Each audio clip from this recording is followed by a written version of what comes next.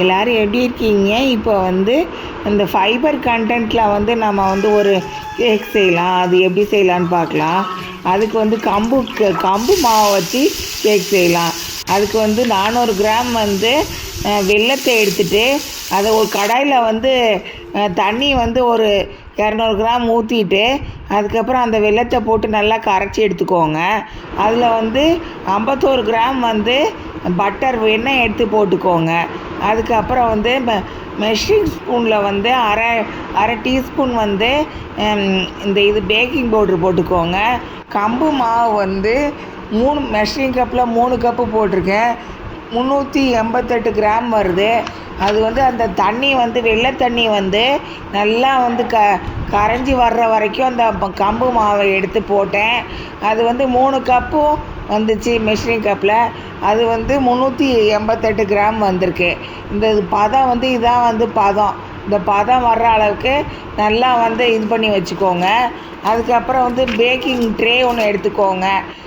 அதில் வந்து இந்த பட்டர் பேப்பரை வந்து எடுத்து நல்லா அந்த தட்டுக்கு ஏற்ற மாதிரி வெட்டி எடுத்துக்கோங்க. வெட்டி எடுத்துகிட்டு அதில் போட்டுட்டு வெண்ணெயை எடுத்து நல்லா தடவி எடுத்துகிட்டு அதுக்கப்புறம் இந்த மாவெல்லாம் அதில் போட்டுருங்க. போட்டுட்டு ஓடிஜியில் வந்து 150 இது வச்சுட்டு டெம்பரேச்சர் வச்சுட்டு 30 நிமிஷம் வச்சுருங்க. அதுக்குள்ளே வச்சுட்டு அதுக்கப்புறம் ஆஃப் பண்ணிவிட்டு எடுத்துருங்க. நன்றி.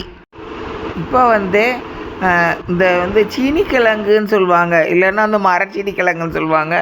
அதை எப்படி சமைக்கலான்னு பார்க்கலாம். அதுக்கு வந்து மரச்சீனி கிழங்கு வந்து 450 கிராம் எடுத்தாச்சு. அதை எடுத்து ஒரு 3 லிட்டர் குக்கரில் போட்டு தண்ணி வந்து ஒரு 200 ml எடுத்து ஊற்றிக்கோங்க. அப்புறம் கேஸ் ஸ்டவ் மேலே அதை வச்சு ஆரம்பத்துலேருந்து மீடியம் ஃப்ளேமில் வைங்க. மீடியம் ஃப்ளேமில் கேஸ் ஸ்டவ் ஃப்ளேம் வச்சுட்டு ஆவி வந்தோடனே வெயிட்டை போட்டு ஒரு விசில் வந்தோடனே ஆஃப் பண்ணிடுங்க. அதுக்கப்புறம் அதை ஆறுனதுக்கப்புறம் திறந்துட்டு அதுக்கு ஒரு கத்தியை வச்சு குத்தி பாருங்கள். நல்லா வெந்து இருந்துச்சுன்னா டக்குன்னு உள்ளே இறங்கிடும். யாரும் எப்படி இருக்கீங்க? இப்போ வந்து 2 பால் பாக்கெட்டை வச்சு பன்னீர் வந்து எப்படி செய்யலான்னு பார்க்கலாம். அதுக்கு வந்து 2 பால் பாக்கெட், நான் ஆவின் பால் பாக்கெட் எடுத்திருக்கேன். அதில் இருக்கிற அந்த பாலை வந்து எடுத்து நம்ம வந்து ஒரு சட்டியில் ஊற்றிட்டு அதுக்கப்புறம் வந்து கேஸ் ஸ்டவ் மேலே வச்சுட்டு அதை வந்து நல்லா கொதிக்க விட்ருங்க. இது விருந்தார் ஆச்சி சமையல் தமிழ். இதை சப்ஸ்கிரைப் பண்ணுங்கள். நன்றி. இப்போ வந்து வினிகர் பாட்டில் வந்து இந்த மாதிரி ஒன்று எடுத்துகிட்டு அதில் ஒரு மூடி வந்து வினிகர் ஊற்றி அதை எடுத்து அந்த பால் வந்து கொதிச்சிட்டு இருக்கும்போதே வந்து அதில் ஊற்றிடுங்க. ஊற்றினோடனே அதுக்கப்புறம் இந்த மாதிரி வந்து ஒரு மாதிரிய கேடில் ஆகி அப்படியே வந்து திரியாக மாறிடும். அதுக்கப்புறம் அதில் மேலே வந்து ஒரு பன்னீர் மேக்கர்னு ஒன்று இருக்குது. அந்த இதில் அதை எடுத்து அந்த பாக்ஸ் அது மேலே வச்சுட்டு அதில் வந்து அந்த பாலை ஊற்றிடுங்க. ஊற்றிட்டு அதுக்கப்புறம் அதுக்கு மேலே ஒரு மூடி இருக்கும். அந்த மூடி எடுத்து அதில் வச்சுருங்க. ஒரு கனமான பாத்திரம் ஏதாவது இருந்தால் அதை எடுத்து அது மேலே வச்சுருங்க.